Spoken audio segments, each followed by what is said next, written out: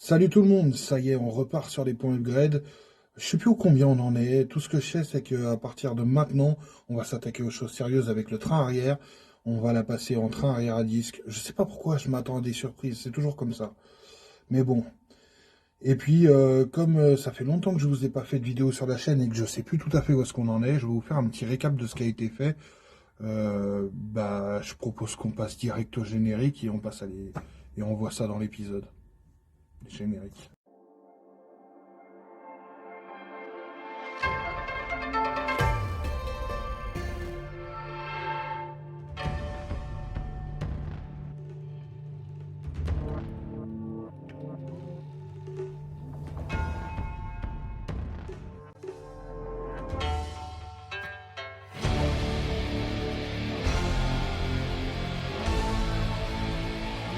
Donc déjà, tant qu'on est à l'intérieur de la voiture, ce qui a été fait, bah ça y est, un Neyman supprimé. Il n'y a plus du tout de Neyman, on est tranquille. Donc comme sur toutes mes voitures de piste, hein, finalement. Donc là, on a le coupe-circuit. Et ensuite, bon, là, il faut que je les retourne parce que, vous savez, le mécanisme, parce que ils sont bien branchés. Mais là, au lieu de lever pour activer, c'est faut descendre. Mais en fait, ça, c'est juste une question de rotation du bouton. Ça pas un peu con, lui. Eh ben dis donc, il ne s'agirait pas que j'allume n'importe comment. Donc on a premier cran du contact, deuxième cran du contact, troisième cran du contact, et j'appuie sur le bouton rouge. Ah, c'est... Ça ne laisse pas indifférent. Bon, là je ne l'ai pas démarré parce que ça sert à rien de bouffer de l'essence. Vous savez très bien que cette voiture démarre et roule très bien. Et ensuite quand on coupe, alors attendez, hop, on remonte les trois crans et on coupe le coupe-circuit. D'abord, tu baisses cet interrupteur, puis celui-là. Et c'est réglé.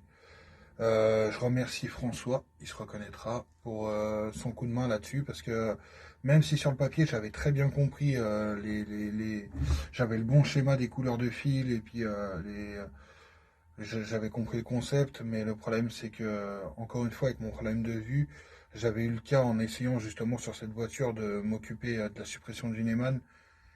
Enfin non, c'était par rapport au câblage du dashboard. Et en fait, je repère bien les couleurs. Si vous voulez, vous allez avoir les fils qui vont être comme ça. Donc, je vais bien repérer les deux que je dois brancher ensemble. Et puis, au bout d'un moment, je vais devoir le lâcher pour attraper un outil ou quoi. Et pour moi, ça redevient une tannée. Il faut que je repère les fils et tout. Surtout que des fois, les nuances sont très subtiles. Je prends par exemple, je crois que sur le Neyman, au bout d'un moment, il y a un fil noir et un fil gris. Noir et gris, je crois. On peut très vite le confondre parce que le gris est assez clair. Donc dans l'obscurité, on peut vite le confondre avec un noir et blanc ou autre. Donc bon. Mais c'est de la merde! Les premières étapes. Pour l'instant, le train il est posé ici. Il va très certainement falloir désassembler certains trucs. Là, c'est un montage à blanc pour m'assurer que j'ai tout. Alors, il me manque un truc. Mais ça, je peux l'avoir entre temps. Je peux déjà commencer à monter tout le reste. C'est une patte comme ça qui va sur l'autre étrier. Je l'ai pas. Oh mince! Donc l'idée là déjà je vais la reculer, la mettre au-dessus du tapis, la lever par la mettre sur 4 chandelles tout simplement. Ah oui, petit truc aussi, attendez. Je sais pas si vous vous rappelez, j'avais dit sur une autre vidéo qu'ici j'avais mis une vis, une rondelle qui était légèrement incurvée, que ça remplacerait très bien la rondelle d'origine. Je me suis pas fait chier, je l'ai enlevé, j'ai pris le risque et j'ai remis exactement la bonne rondelle. Donc là pour le coup il n'y a pas de souci. Maintenant, ce qui me fait peur, les principales craintes que j'ai, c'est des poids, des poids, voilà, des poids. Ça me fait peur, les poids, c'est terrorisant. C'est des pas de vis qui pourraient foirer ou dans le châssis, ça me saoulerait. Après, globalement, ça s'enlève bien au niveau du train arrière. C'est les vis, en fait, c'est les vis que vous avez là. Ça s'enlève bien. Après, il faudra voir si les vis au niveau du bas des fusées s'enlèvent bien aussi. Et surtout, ce que j'ai peur, c'est est-ce que les fusées des MiX-3 V6 vont me faire retomber les roues arrière pile au bon endroit? De toute façon, il n'y a qu'un seul moyen de le savoir, j'ai envie de vous dire. Nous y voilà, on va faire tomber le train. Donc les biellettes sont enlevées, les fusées sont désolidarisées, tout est fait propre. À un détail près, c'est les durites de frein. Comme j'avais peur de péter les durites rigides côté châssis et que ça se dévissait pas bien, j'ai pété les durites rigides côté tambour, mais on s'en fout, on les récupère pas. Et si jamais je devais récupérer, j'ai d'autres tambours dispo, enfin d'autres fusées avec tambour. Malgré tout, vu qu'on ne le récupère pas, c'est pas grave et je pourrais faire ça plus propre une fois que ça sera détaché. D'autant que j'ai plus de dégrippant, ça rase de mort. Oh merde! Oh, c'est con ça! Sinon, tout est bienvenu. C'est l'avantage de changer ces pièces très souvent, même des fois beaucoup trop. Là, j'ai plus que les 4 vis de train à enlever. Et le train arrière tombe, donc j'ai placé des chandelles en prévention, en sécurité. Et puis maintenant, on va dévisser le train. On va voir ce que ça donne. Alors, très honnêtement, je suis effaré, il n'y a pas d'autre mot, par la facilité avec laquelle j'arrive à faire les travaux. Là. Il faut que je cadre, hein, ça serait bien. Alors, je sais pas pourquoi, j'espère pas, mais je sens qu'il y aura un problème à un moment. Mais jusque maintenant, tout est plug and play. Et surtout, tout vient sans péter. On est sur une Mazda de 1995, hein, on est sur la Familia. À quel moment, moi qui ai bossé sur beaucoup de Mazda, à quel moment on a tellement peu de corrosion finalement que les vis viennent du premier coup sans forcer. Voilà, ça c'est un cache... C'est un pare-chaleur de ligne d'échappement qui a, faites le calcul, hein, elle est de 95. Voilà, et elle est venue toute seule, sans forcer. La seule galère que j'ai eue, si on peut appeler ça une galère, c'est que normalement, si vous voulez l'enlever, parce que là c'est pour avoir accès au cap de frein à main. Pour l'enlever, idéalement, il aurait fallu que je démonte la ligne. Mais là, on a fait une groupe-N dessus avec Jérémy, là. Et donc, du coup... elle est moins démontable. Alors elle est démontable, mais elle est moins démontable que la ligne d'origine. Et honnêtement, vu comment elle est et tout, j'ai pas envie d'y toucher. Est-ce que vous préparez un sale coup? Parce qu'elle est bien faite, mais j'ai pas envie de risquer de la péter ou de machin ou de tordre. Je suis tout seul pour la remettre, c'est pas la peine. Donc, j'ai enlevé les vis du pare-chaleur ici. Et celle-ci, en fait, la ligne passait juste au-dessus. Donc j'ai galéré avec une clé plate. Un quart de tour après un quart de tour, mais bon. Là, les capes de frein, visiblement, c'est les bons. Et en l'occurrence de ce que j'ai vu, j'ai même pas changé ça. Peut-être que je le ferai parce qu'il est neuf. Mais pour le moment, c'est pas nécessaire. Ces deux-là s'adapteraient de ce que j'ai vu plug and play là-dessus. Donc je vais continuer les travaux. Mais vraiment, c'est un vrai plaisir de... C'est un kiff parce que les travaux avancent là. Et ça change. Alors voilà, ça y est, le train arrière est là. J'ai pu vérifier ce que je voulais par rapport à l'axe. Normalement, plug and play, on va voir. On va déjà poser, présenter l'enfant à sa mère, comme on dit. Donc venir installer... je vais déjà aller faire un check sous le châssis si tout va bien. Puis après, on va venir installer ce nouveau train arrière. Donc vous voyez, c'est le même berceau. Les mêmes bras. Il n'y a que les fusées qui viennent d'une MX3 V6. Mais théoriquement, ça se montre. Donc voilà. C'est là, ça va être le moment de vérité. Après, je vous dis, je vais y aller vraiment tranquille. Parce que j'ai pas envie de tout foirer. Et c'est là où j'ai pété une durite. Qui va là, la durite rigide. Mais vraiment parce qu'elle était pas... C'est pas important ça. Puisqu'on récupère pas ça. A few moments later.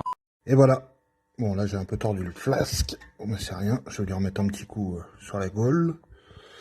Train arrière à disque monté. Alors, attention. On est sur la... Oui, non, c'est rien, c'est mon froc. J'y ai perdu un froc dans l'opération. Non, je ne vous montrerai pas. Donc, le train arrière à disque est monté. Tout tombe en lieu et place. C'était pas gagné. Enfin, c'était pas forcément sûr à 100%. Puisque je rappelle, ça, c'est des fusées de MX3 V6, donc avec les étriers, moyeux, tout ça de MX3 V6.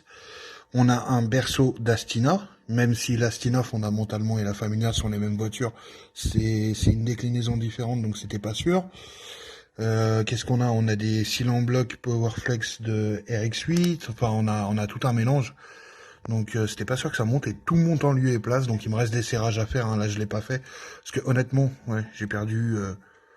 des bouts de doigts, et je vous montre que ce côté-là, et voilà, mais tout est presque monté, il me reste juste 2 vis à mettre au niveau des bras arrière de liaison sur le berceau, mais voilà, juste quel plaisir de passer enfin sur un train arrière digne de ce de la puissance qu'elle va avoir. Bon là, il faut que je raccroche cette saloperie de bavette, de toute façon ça faisait partie de ma checklist, refaire propre les fixations de bavette. Mais voilà quoi, concrètement, on en est là. Wow. Mais juste quel kiff de voir cette caisse avec son fameux train arrière à disque. Putain, ça faisait tellement longtemps que j'en rêvais. C'est con, hein, mais ça m'horripile de voir des tambours à l'arrière. Bon, j'ai pas tout à fait fini, puisque là c'est un montage juste pour voir. Je me suis aperçu que, en bricolant là, que je trouvais que les bras étaient vachement vers l'arrière. Et j'avais l'impression que ça allait me mettre un angle de dingue niveau chasse sur les roues arrière, et en fait, pas du tout. Il est content. En l'occurrence, tout est bien en place, donc c'est cool. Bon, c'est pas fini en dessous, hein. Il y a toujours la durite de frein qui est pétée, là, la durite rigide. Mais j'ai pu voir sur YouTube qu'il y avait des outils de réparation pour ça et que c'était très simple. Et comme c'est la seule qui a foiré, parce que de l'autre côté ça a pas foiré, bon, je vais pas non plus tout remplacer. J'ai vu, c'est pas aussi galère que je pensais. Faut pas non plus, je pense, faire tomber tout le réservoir, mais il faut quand même choper une durite qui aille de l'avant là, jusqu'à l'arrière comme ça et la faire passer, et c'est là où c'est un peu galère, vraiment dans les trous du châssis, enfin dans les passages, notamment un peu au-dessus du réservoir. Mais bon, après il n'y a pas nécessaire, je vais vous montrer, il n'y a pas vraiment besoin de le faire. Une petite réparation, ça ira, surtout qu'il existe, donc je vous dis, des kits pour couper et ressertir la durite. Elle sera juste un peu plus courte, quoi, de ça. Mais c'est pas bien grave, puisque les durites Avia, elles, sont plus longues que celles d'origine, bien plus longues même d'ailleurs. Le mieux, c'est que j'enlève la roue et que je vous montre.